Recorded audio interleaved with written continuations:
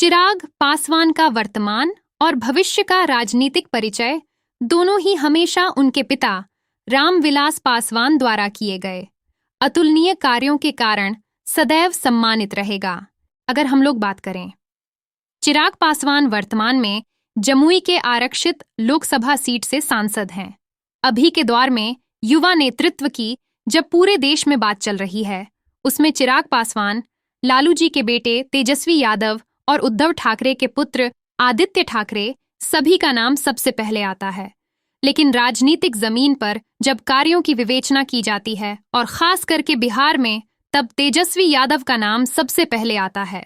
चिराग पासवान ने वर्तमान या पूर्व में कोई ऐसी राजनीतिक पारी का अनुभव बिहार की जनता को नहीं करवाया है।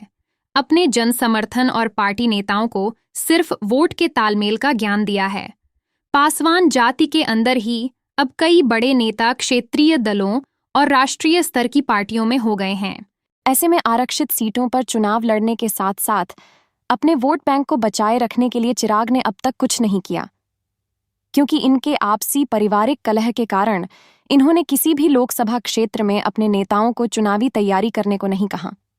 खुद जमुई से सांसद हैं, पर अब ये खुद वैशाली से चुनाव लड़ना चाहते हैं।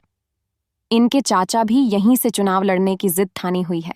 लोजपा की राजनीति ही पूरी परिवार की है, तो जाहिर सी बात है, नाराजगी और मुंह फूला फूली तो होगा ही। लेकिन क्षेत्रीय दलों को जड़ से खत्म करने का सपना देखने वाली बीजेपी इस बार अपने प्लान में पूरी तरह से सफल होती नजर आ रही है।